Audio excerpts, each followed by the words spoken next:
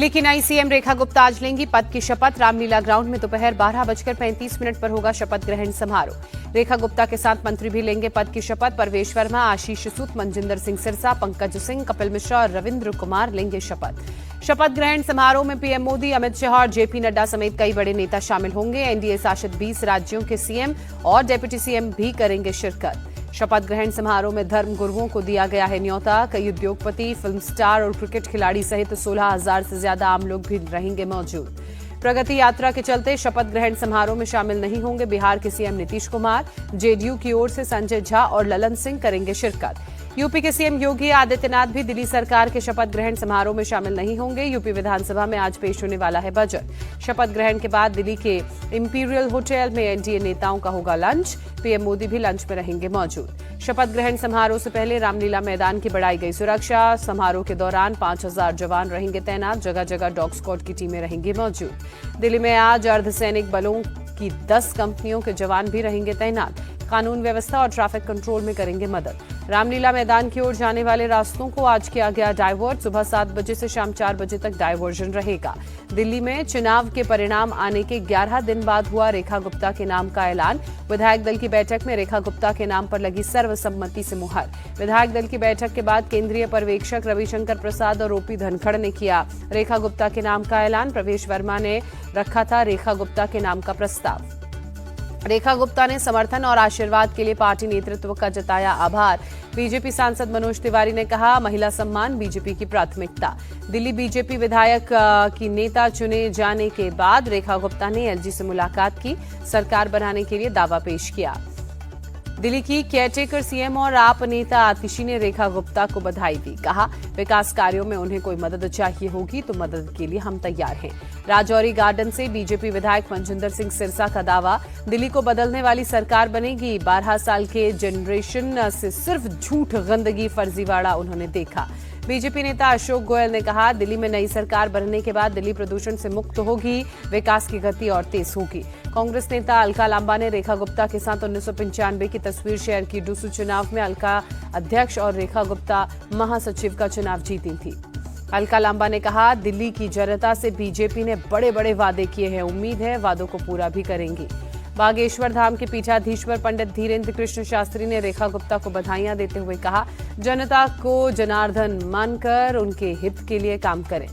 दिल्ली की सीएम चुने जाने पर रेखा गुप्ता के घर के बाहर जश्न का माहौल। समर्थकों ने जमकर आतिशबाजी की। यूपी विधानसभा में आज सुबह 11 बजे योगी सरकार का बजट पेश होगा। वित्त मंत्री सुरेश खन्ना करीब 8 लाख करोड़ का पेश करेंगे बजट।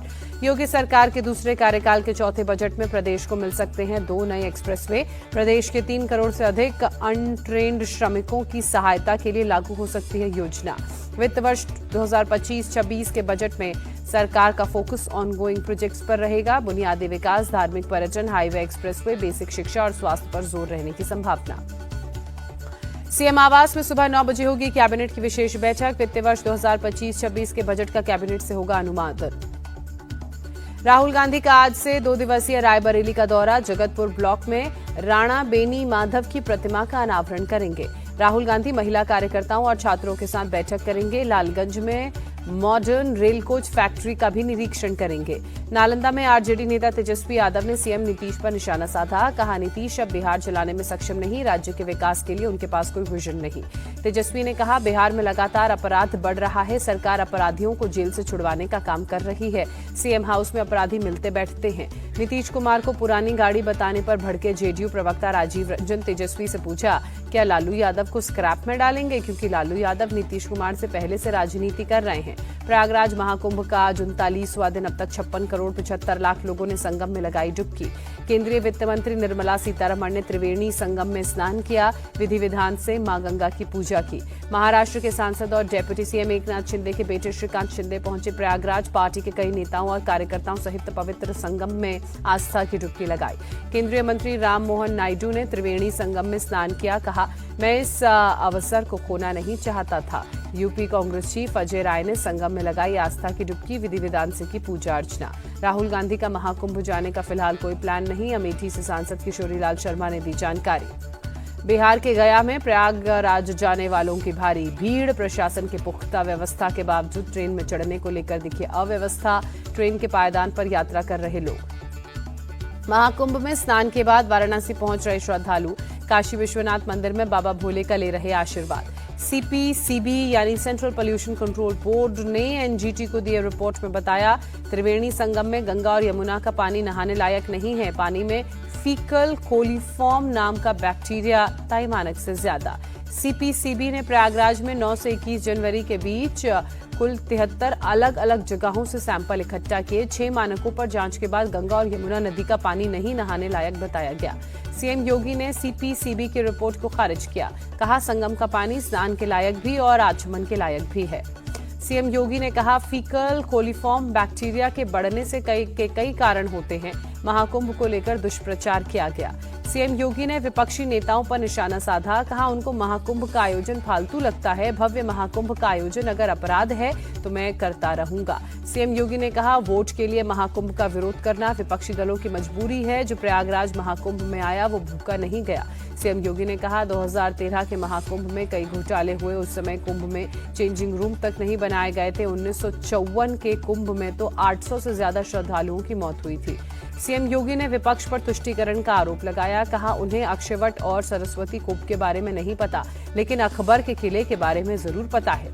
दिल्ली में बने आरएसएस दफ्तर का प्रवेशोत्सव कार्यक्रम हुआ। गृह मंत्री अमित शाह, रक्षा मंत्री राजनाथ सिंह समेत कई नेता शामिल हुए। प्रोग्राम में आरएसएस के सर संघ चालक मोहन भागवत ने कहा, जितना भव्य भवन उतना भव्य काम करना है। मुख्य चुनाव आयुक्त और चुनाव आयुक्त की चयन प्रक्रिया से चीफ जस्टिस ऑफ इंडिया की भूमिका खत्म करने का मामला सुप्रीम कोर्ट में कल सुनवाई टली। जस्टिस सूर्यकांत ने कहा, इस मामले की सुनवाई के लिए पर्याप्त समय चाहिए। हम कोशिश करेंगे सुनवाई की जल्द कोई तारीख तय हो। हरियाणा बॉर्डर पर प्रदर्शनकारी किसानों और केंद्र सरकार के बीच अगली बैठक 22 फरवरी को चंडीगढ़ में। छात्र आंदोलन के बीच बीपीएससी ने 70वीं मेंस परीक्षा की तारीखों का ऐलान किया। 25 से 30 अप्रैल तक पटना में परीक्षा। बीपीएससी छात्रों के समर्थन में खान सर ने कहा, आयोग अपनी एक गलती छिपाने के लिए कई गलतियां कर रहा है। बीपीएससी अध्यक्ष को इस्तीफा देना चाहिए। तेलंगाना के साथ आंध्र प्रदेश सरकार ने जारी किया आदेश। सरकारी मुस्लिम कर्मचारियों को रमजान के महीने में दफ्तर से जल्दी निकलने की अनुमति। एआईएमआईएम नेता वारिस पठान ने कहा, महाराष्ट्र सरकार से भी मांग करूंगा, रमजान के महीने में मुस्लिम कर्मचारियों को शाम 4 बजे तक छुट्टी मिले। वारिस पठान की मांग पर बीजेपी नेता प्रवीण दरेकर ने कहा, ऐसे तो सरकारी कार्यालयों में काम होगा ही नहीं, कल को हिंदू भी मांग करने लगे तब क्या होगा। मध्य प्रदेश के बालाघाट में पुलिस ने 3 नक्सलियों को ढेर किया। सीएम मोहन यादव ने पुलिसकर्मियों की सराहना की। सीएम मोहन यादव ने कहा, पूरे देश से 2026 तक नक्सलियों को खत्म करना है। उस दिशा में मध्य प्रदेश में गंभीरता से काम हो रहा है। ठाणे के मुब्रा इलाके में पहाड़ियों में आग लगी, किसी के हताहत होने की हालांकि खबर नहीं। हिमाचल प्रदेश के कुल्लू में नहीं थम रही जंगल की आग, लाखों पेड़ों के जलने से पर्यावरण को नुकसान। वन विभाग के मुताबिक ड्राई सीजन की वजह से आग की घटनाओं में 2.5 से 3 गुना बढ़ोतरी। बर्फबारी और बारिश कम होने से आग की घटनाएं बढ़ रही हैं। आग से जंगल के आसपास के इलाकों को नुकसान, छोटे छोटे पौधे हो रहे नष्ट। फॉरेस्ट ऑफिसर के मुताबिक आने वाले दिनों में बढ़ेगी आग की घटनाएं। लखनऊ में पुलिस और बदमाशों के बीच एनकाउंटर, पुलिस की गोली में एक बदमाश घायल, अस्पताल में कराया गया भर्ती। बाइक पर जा रहे बदमाश को रोके जाने पर फायरिंग, पुलिस ने जवाबी कार्रवाई में पैर में मारी गोली। बदमाश के पास से चोरी के गहने सहित कैश बरामद। जम्मू कश्मीर में कठुआ के लखनपुर में एक कार से 3 करोड़ 36 लाख कैश बरामद। पुलिस ने 2 युवकों को हिरासत में लिया। श्रीनगर के रहने वाले दोनों युवक दिल्ली से ला रहे थे पैसा। खुफिया जानकारी के आधार पर पुलिस ने लखनपुर कॉरिडोर पर कार रोकी। बिहार के हाजीपुर में बेखौफ अपराधियों ने गन पॉइंट पर पीएनबी बैंक से 1.5 लाख रुपए लूटे। बैंक में मौजूद ग्राहकों से बदतमीजी भी की। बैंक लूट की पूरी वारदात सीसीटीवी में कैद हुई। 17-18 साल के 2 युवकों ने लूट को अंजाम दिया। पुलिस दोनों लुटेरों की तलाश में जुटी। मध्य प्रदेश में छत्रपति संभाजी पर बनी फिल्म छावा होगी tax free, CM Mohan Yadav ने किया ऐलान। मुंबई में फिल्म छावा की स्पेशल स्क्रीनिंग, महाराष्ट्र के governor, deputy CM Eknath Shinde सहित फिल्म इंडस्ट्री के कई कलाकार शामिल हुए।